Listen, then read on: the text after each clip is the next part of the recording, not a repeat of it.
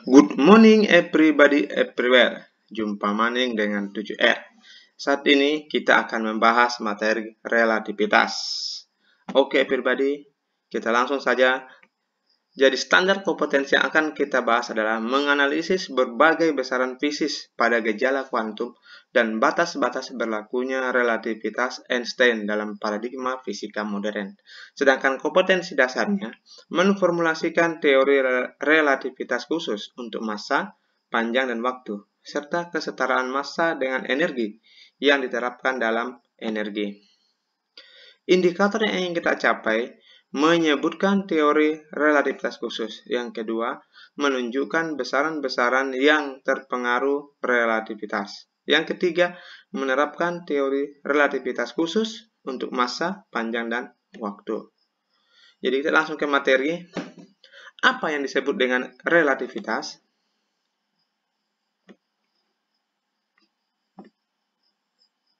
Semua benda pada dasarnya bersifat relatif terhadap pengamatnya. Contoh, seorang siswa yang sedang duduk di dalam kereta api yang bergerak dikatakan diam jika kerangka acuannya kereta api. Akan tetapi, jika seorang pengamat di luar kereta api mengatakan siswa itu bergerak dengan kecepatan yang sama dengan kecepatan kereta api. Jadi, dapat dikatakan bahwa relatifnya suatu sistem bergantung pada peninjaunya. Percobaan Michelson-Morley.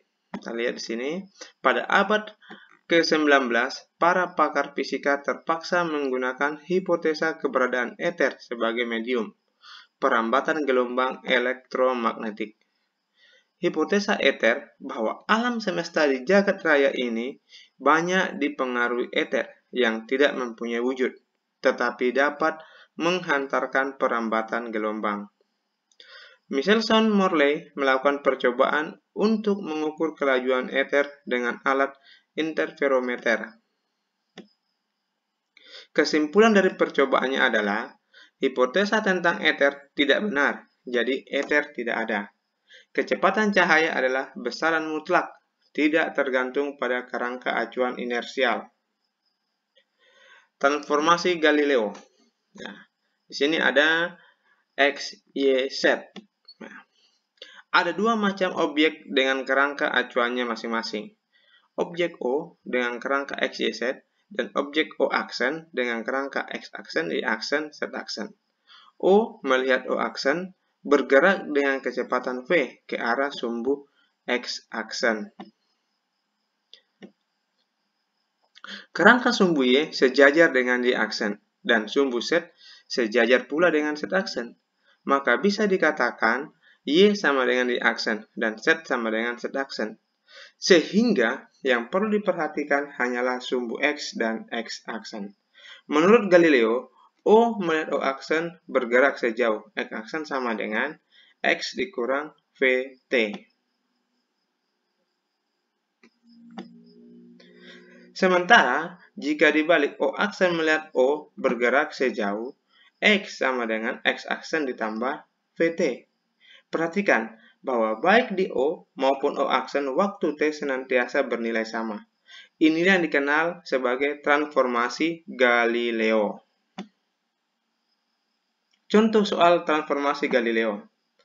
Sebuah kereta api bergerak dengan kelajuan 70 km per jam. Seorang penumpang melemparkan benda dengan kelajuan 15 km per jam. Tentukan kelajuan benda terhadap orang yang diam di tepi rel kereta api. Jika arah lemparan A searah gerak kereta, B berlawanan dengan arah gerak kereta. Kita bahas. Orang yang diam di tepi rel kereta kita pilih sebagai kerangka acuan S dan kereta api sebagai kerangka acuan S aksen yang bergerak dengan kelajuan V sama dengan 70 km per jam relatif terhadap S. A. Gerak benda searah gerak kereta api. Jadi, V aksen sama dengan 15 km per jam. Kelajuan benda relatif terhadap orang yang diam di tepi rel kereta api. UX sama dengan UX aksen plus V sama dengan 15 ditambah 70 sama dengan 85 km per jam. Gerak berlawanan arah dengan gerak kereta api. UX aksen sama dengan minus 15 km per jam karena dia berlawanan. Kelajuan benda relatif terhadap orang yang diam di tepi rel kereta. UX sama dengan UX aksen tambah V sama dengan minus 15 tambah 70 sama dengan 55 km per jam. Teori relativitas khusus. Hukum-hukum fisika memiliki bentuk yang sama pada semua kerangka acuan inersia. Semua gerak adalah relatif.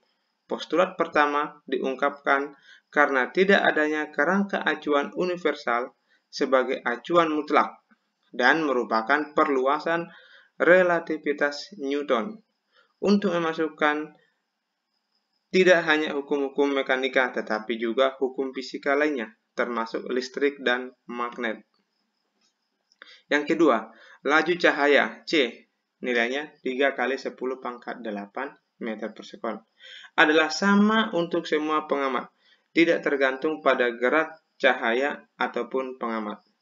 Postulat kedua memiliki implikasi yang sangat luas, di mana kecepatan, panjang, waktu, dan massa benda semuanya bersifat relatif, sehingga relativitas Newton dan Galileo tidak dapat digunakan. Transformasi Lorentz. Lorentz memandang bahwa transformasi Galileo tidaklah cukup mampu menjelaskan apa yang terjadi pada dunia elektromagnetis, dan Lorentz mengusulkan revisinya. Ia berpegang pada asumsi bahwa tiap objek memiliki waktu sendiri. Untuk gambar di atas tadi, waktu bagi objek O adalah T, sementara waktu bagi O aksen adalah T aksen, di mana T tidak lagi sama dengan T aksen. Maka persamaan transformasi Galileo kemudian ditulisnya menjadi X aksen sama dengan gamma X kurang VT, dan X sama dengan gamma dalam kurung X aksen tambah VT aksen. Dengan gamma sebuah konstanta yang tidak dipengaruhi oleh waktu, inilah transformasi Lorentz. Mencari nilai gamma. X aksen sama dengan gamma X kurang VT. CT aksen sama dengan gamma CT kurang VT. Nah, jadi ini persamaan 1 dengan persamaan 2. Kita substitusi ke persamaan 1 ya. Sehingga diperoleh, ya everybody bisa melihat saja ini, bisa screenshot ya. Kalau kita jelaskan, kemudian bisa kita lihat, sehingga gamma itu sama dengan akar dari 1 per 1 kurang V pangkat 2 per C pangkat 2. Ya. Ini everybody bisa saja. Kemudian kita masuk pada kontraksi panjang. Ya. Sebuah benda panjangnya L bergerak dengan kecepatan V terhadap seorang pengamat yang diam. Maka panjang benda yang diamati pengamat tersebut adalah L aksen sama dengan L akar 1 dikurang V pangkat 2 per C pangkat 2. L aksen itu sama dengan panjang benda yang diamati oleh pengamat yang bergerak. L sama dengan panjang benda yang diamati oleh pengamat yang diam. V sama dengan kecepatan pengamat yang bergerak. C kecepatan cahaya. Jadi L aksen sama dengan L akar 1 kurang V pangkat 2 per C pangkat 2. Kita masuk pada dilatasi waktu. Misalnya, pengamat yang bergerak dengan kecepatan V terhadap pengamat yang diam mengamati dua kejadian di suatu titik P. Maka hubungan kedua kejadian itu menurut pengamat yang diam dan pengamat yang bergerak dapat dirumuskan. Delta T aksen sama dengan delta T per akar 1 kurang V pangkat 2 per C pangkat 2. Delta T aksen sama dengan selang waktu kejadian menurut pengamat yang bergerak. Sedangkan delta T sama dengan selang waktu kejadian menurut pengamat yang diam. V sama dengan kecepatan pengamat yang bergerak. C sama dengan kecepatan cahaya. Ya, ini untuk persamaan dari dilatasi waktu. Massa relativitas. Ya, ini massa. Jika suatu benda bergerak dengan laju V mendekati kecepatan cahaya C, maka massanya selalu lebih besar dari massa diamnya. Bergerak dengan laju V. Jadi persamaannya sama dengan M sama dengan M0 per akar dari 1 kurang V pangkat 2 per C pangkat 2. Ya. Oke, everybody, ini untuk massa. Di mana M0 itu sama dengan massa benda dalam keadaan diam. V itu kecepatan benda. C itu kecepatan cahaya. Ya. Sekarang kita masuk pada momentum relativistis. Momentum linear suatu benda yang bergerak yang menurut mekanika klasik dapat dirumuskan P sama dengan M kali V. Ya. Jadi P itu momentum, M itu massa, V itu kecepatan. Jika kecepatan benda P suatu saat mendekati kecepatan cahaya, massa benda akan berubah-ubah. Pada saat itulah momentum benda disebut momentum relativistis. Oke, everybody? Jadi, P aksen sama dengan M kali V, sama dengan gamma M0 kali V. Kesetaraan massa dan energi. Jika suatu benda yang bermassa M berubah seluruhnya menjadi energi, maka besarnya energi tersebut adalah E sama dengan mc pangkat 2. Ya, jadi energi sama dengan massa kali kecepatan cahaya pangkat 2. E sama dengan energi, satuannya joule, M massa benda, satuannya kilogram, C kecepatan cahaya. Kesetaraan massa dan energi. Untuk benda bergerak dengan kecepatan mendekati kecepatan cahaya, energi kinetiknya adalah EK sama dengan MC pangkat 2 dikurang M0 C pangkat 2. EK sama dengan 1 per akar 1 kurang V pangkat 2 per C pangkat 2 dikurang 1 dikali dengan M0 C pangkat 2. MC pangkat 2 sama dengan energi total. M0 C pangkat 2 sama dengan energi diam. EK sama dengan energi kinetik. Contoh, ya. Kita lihat contoh supaya lebih jelas, everybody. Dengan kecepatan berapakah sebuah benda bergerak sehingga massanya menjadi 2 kali massa diamnya?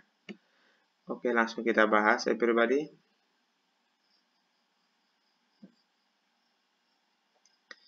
Ya. L aksen sama dengan, ini rumusnya ya, ini rumusnya. L aksen sama dengan L akar dari V pangkat 2 per C pangkat 2. Kita masukkan nilainya. Ya. L aksen sama dengan L akar dari 0,6. Ya, ini sesuai dengan yang di soal. C pangkat 2 per C pangkat 2. Jadi L-nya ini pada saat diam itu 26 cm. Ini C-nya hilang. Ya, karena ini C sudah C pangkat 2 per C pangkat 2. 1 ya, kita coret sehingga tinggal 0,6 pangkat 2. Akar dari 0,6 pangkat 2 ya, 0,6. Sehingga L pangkat 2 sama dengan 26 kali 0,6. L aksen sama dengan 15,6 cm. Oke, everybody.